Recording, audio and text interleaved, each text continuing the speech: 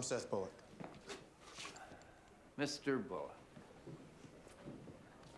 I am Alma Garrett's father. How do you do, sir? How do you do? I am very grateful for the kindness that you've shown my daughter. I wonder if you would join us for dinner tonight. I'd be happy to. Just months since this camp came together, huh? Yes, sir. Remarkable.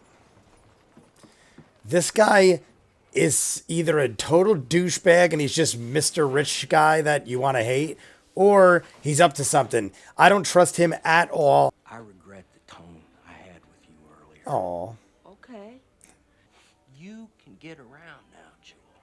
I can only imagine with what difficulty and exertion and pain, but the moving around you can do is precious to you. I do not want to fuck you up. No, we wouldn't want that. I thought we might try something like this. Let's. I think it's very cute that they're doing a little side story about that. Oh, is he gonna like beat her? Is the child conversing? Get away from me now. Huh? Hey, Doc, how long were you planning on taking before you told me what the fuck was wrong with Jewel? Nothing. Nothing she wasn't born with.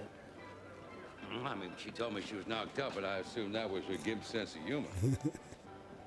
I had an idea for a boot, just now measured her for it. If you treat her as successfully as you did the minister, she'll be kicking up her heels in no fucking Oh time. my god. Well, that was cruel. I will leave you now to pursue another excuse. My daughter tells me Oh, that before shit. his murder, Wild Bill Hickok asked you to look to her interests. How was justice meted out? We shot him. Boiled whole carrots and little brown potatoes. Fresh baked bread and rhubarb pie to come. Your repast awaits your mouths. Thank you. Thank you, Mr. Farnham. He had something to do with it. He had something to do with it. Would you prefer, Mr. Bullock, that Alma stay in the camp? In any case, I've decided to stay. As her advisor, I mean. The man's a charlatan, Richardson. A cheat, a broad tosser, and a clip. Yes. All of them. I only wonder if the daughter's been in it with him, or she's his pigeon. May I look, Mr. Farnham? Yes, when you've grown a full head of hair. Oh, for banging Trixie. If you ass fucked her, you owe me 7. No, You didn't ass fuck her? I'm not paying you. It wasn't to do with you. It wasn't business. Trixie! Don't think I don't understand. I won't pay. You pay. Or she pays. That was dumb of Trixie, honestly. She should have known not to fuck around with Al. I'm not saying it's right. Home visits do you visiting on the premises?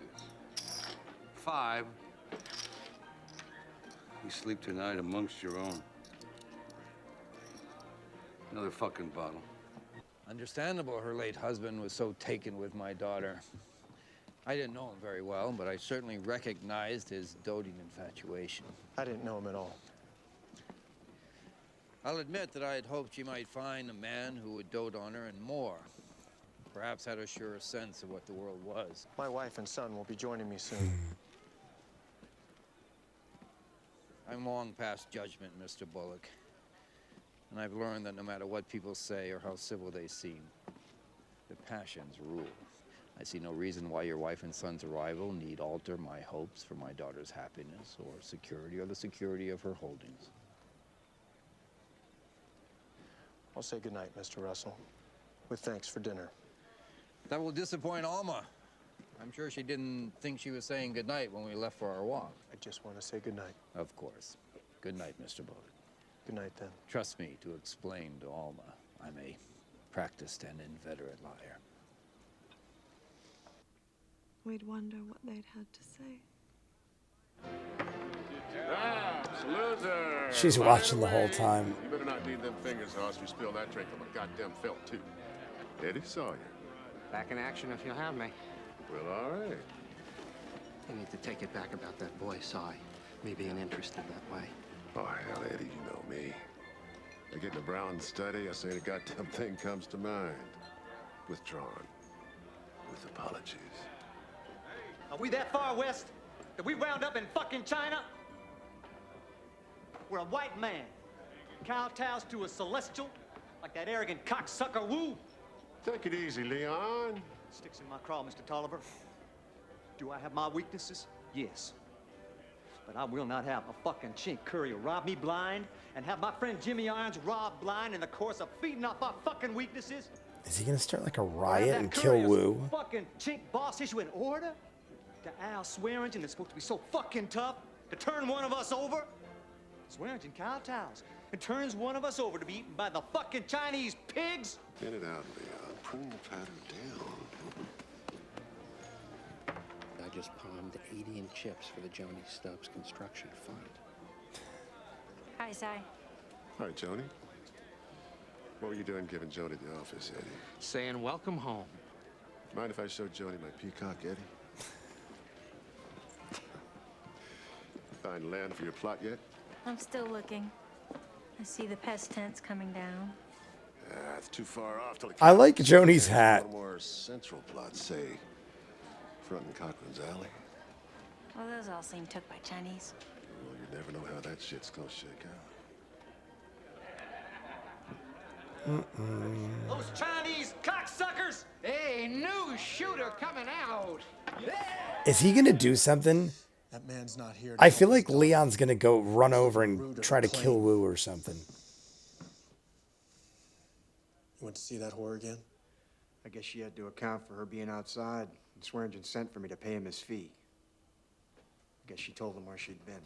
Oh, Bullock knows he did it. Might have been me. He found out from Saul.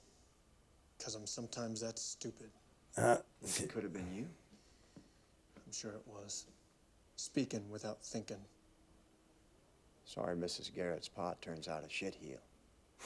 Cold enough world without getting gone against by your own. Now I see what the fuck's in front of me, and I don't pretend it's something else.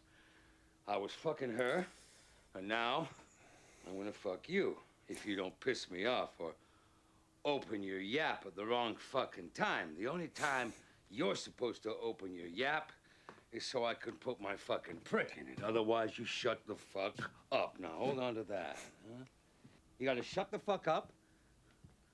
Don't be sorry. Don't look fucking back because, believe me, no one gives a fuck. You understand? Yeah. Shut the fuck up, huh? Give me that. You suck my dick and shut the fuck up, huh? The place where I found you, huh? That's where this Warren's farm. Could you believe that I may have stuck a knife in someone's guts 12 hours before you got on the wagon we headed out for fucking Laramie? No, because I don't look fucking backwards. I do what I have to do and go on. Now I'll tell you something you don't know. Before she ran a girls' orphanage, fat Mrs. fucking Anderson ran the boys' orphanage on fucking Euclid Avenue. My fucking mother dropped me the fuck off there with $7.60 some odd fucking cents on her way to sucking cock in Georgia. And I didn't get to count the fucking cents before the fucking door opened. Mrs. Fat-ass fucking Anderson, who sold you to me. I had to give her $7.60 odd fucking cents that my mother shoved in my fucking hand before she hammered 1, 2, 3, 4 times on the fucking door and scurried off down fucking Euclid Avenue. Probably 30 fucking years before you were fucking born.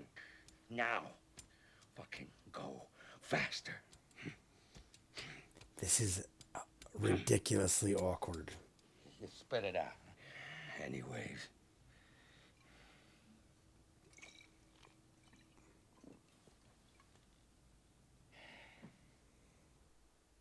It's romantic.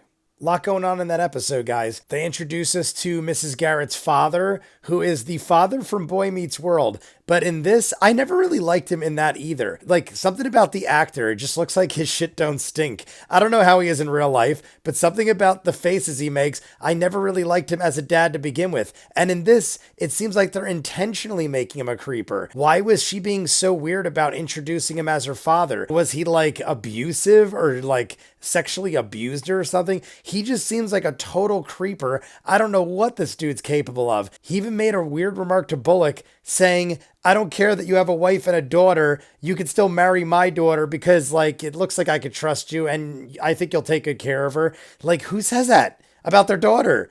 And he's rich. But like, what is it? Like one of those things where like nothing's ever enough. Like it don't matter how rich he is. He's just got to keep scamming and being a scumbag and a horrible father. I don't know what his deal is, but he disgusts me. Mr. Adams made a deal with Swearingen saying that he will kill the magistrate for $1,000 and in turn get the warrant go away for another $1,000. And then he's going to be like working for Swearingen and going back and forth. I feel like that is not a lot of money to take that kind of risk. It seems like Mr. Adams is already at like a high profile position.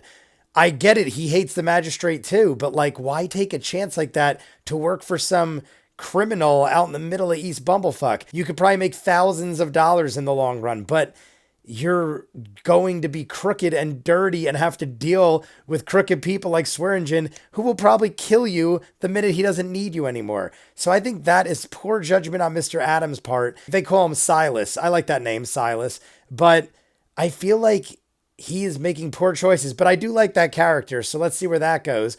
They had a lot to do with Jewel in this episode. She is the cripple girl, and they basically made a big thing out of the fact that like she made her way to the dock. She's trying to say, I want a brace. And it's even sadder that the whole purpose of her wanting the brace is to make Al happier. Like, she is doing this for Al as bad as Al treats her. But in the long run, Al does care about her in the weirdest of ways. Like you could see he cares about her. He constantly was asking the doc, like, what's up with her? Is she all right? Is everything good? As evil as a man as he seems, he does care about people in his own way.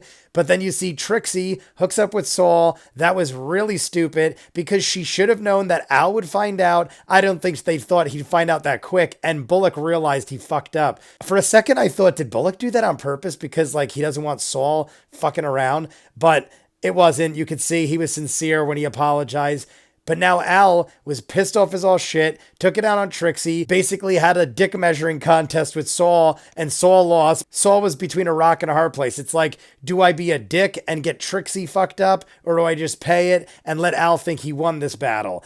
It's like, you know, it's Al just being drunk and an asshole. And then at the end, you see a very awkward moment where he is getting a BJ from one of his hookers and talking about him growing up and getting sold by his mother and all this weird shit. Very awkward sexual scene. But we're back with Deadwood, guys. I'm going to jump right into the finale and maybe you'll get these out back to back. I'll have to see how far I get with the edit, but I'll at least be done with season 1. So you guys let me know what you think. Comments down below. Like and subscribe. I'll see you guys on the next one. Peace.